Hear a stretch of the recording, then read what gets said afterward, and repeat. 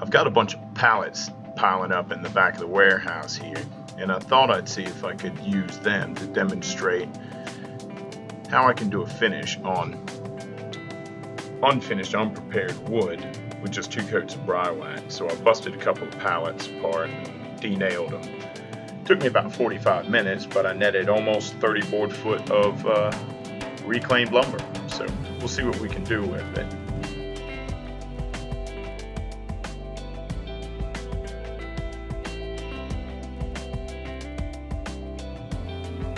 So here's some of our reclaimed boards, and they're really rough. So when I apply the Briwax, I'm not going to use a rag because I might get a splinter through the rag into my fingers.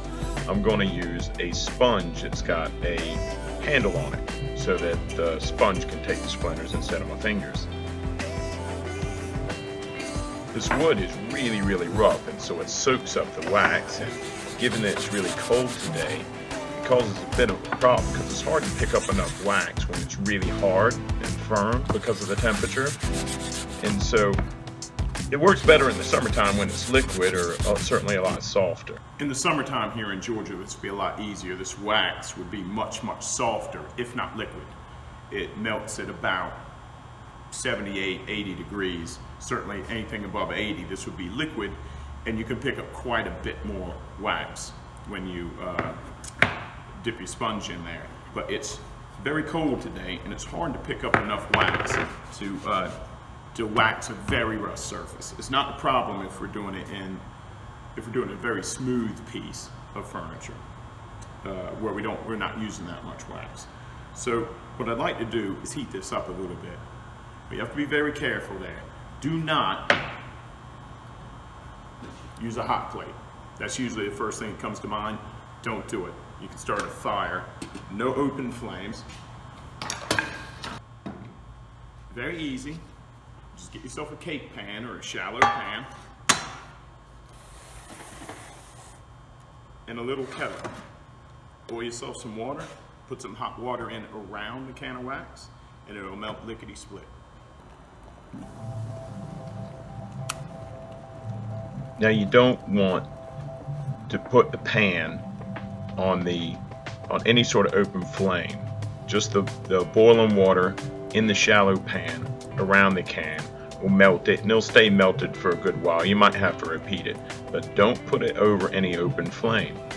The solvent, the vapors from the solvent, from the Briwax, like most solvents in any finishing product, the vapors of that are heavier than air, and so they come out of the can and they fall down. So if you have it over an open flame, the fumes from the solvent, the evaporating solvent, come out of the can and immediately fall down to where the burners would be.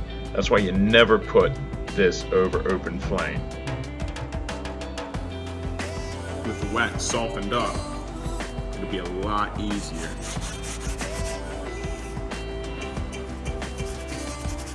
to get enough wax on the sponge to do this rough surface. The rough unfinished surfaces really soak up the wax.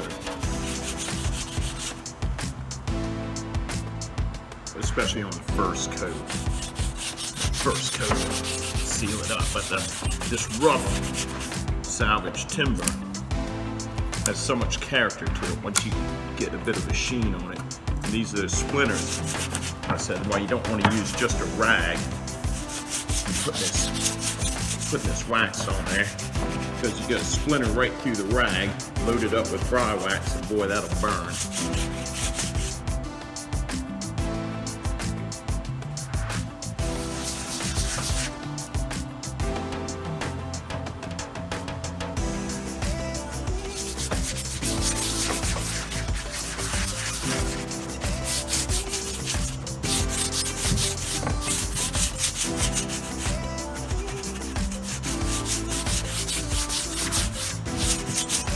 Rub it in really well. Try not to use too much.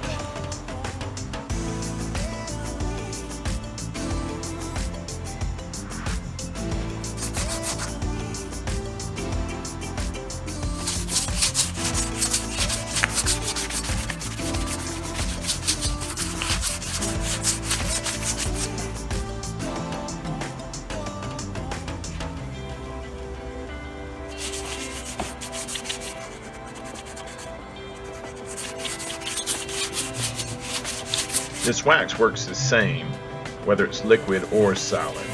You get a little bit on, and it has to be in a paste or semi-liquid form, and you rub it into the surface, and it gets into the pores and crooks and crannies of the wood, and then the solvent evaporates out, leaves just the hardened wax that has the color suspended in it. And since we're getting a lot more wax because this is unfinished wood with a lot of open pores and it's very rough and a lot of texture, it's taking a lot of wax. This first coat will fill up all those nooks, crannies, and texture in the grain, and the solvent will evaporate out and just leave the hardened wax. This first coat really has the biggest impact on the color that you're going to achieve, because it basically fills up all the pores and surface and nooks and crannies in the surface. But you need a second coat because the solvent evaporates out and the wax shrinks up just a little bit and creates tiny little cracks and gaps at the edges of the pores. You can't see it, but that's what's going on. That's why it'll take a second coat, and then it won't take nearly as much wax, but you'll buff it and you'll get a much better shine after the second coat. You can see that Briwax acts as a glaze because it has the color in the wax, and so it accentuates all the saw marks and the dings and distress marks and nail holes. That's probably the best part about this reclaimed pallet lumber, apart from the price, of course, the fact that it's got so much character. If you've ever tried to do a really rough, old distressed finish on brand new surface timber, you realize how challenging it is. But here, it's sort of done for you in the backyard, just with a bit of time and old aged boards. So.